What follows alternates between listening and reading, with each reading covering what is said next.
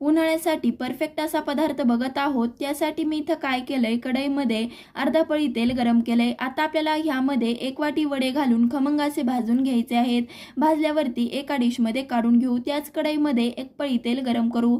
तेल हलकंसं असं गरम झाल्यावरती 1 चमचा मोहरी, भरपूर सारा बारीक चिरलेला लसूण लालसर होईपर्यंत तळून घेऊ। 1 वाटी बारीक चिरलेला कांदा घालून लालसर होईपर्यंत परतवून घ्यायचा आहे। अर्धा चमचा लाल तिखट, 1 चमचा कांदा लसूण मसाला घालून मिक्स करून घेऊ। मसाल्याचं प्रमाण तुम्ही तुमच्या आवडीनुसार कमी जास्त करू शकता। 1 चमचा धने पावडर, 2 ग्लास पाणी, पाव चमचा हळद, अर्धा चमचा काळा मसाला, चवीनुसार मीठ, पाव वाटी दाण्याचा कूट घालून मिक्स करून घेऊ। आमटीला छानपैकी अशी उकळी आल्यावरती जे आपण भाजून घेतलेले सांडगे होते ना, ते घालून मिक्स करून 10 ते 15 मिनिटांसाठी भाजी शिजवून घ्यायची आहे। 10 ते 15 मिनिटांनंतर भरपूर सारी बारीक चिरलेली कोथिंबीर घालून तयार झाली झटपट अशी वड्याची भाजी। धन्यवाद।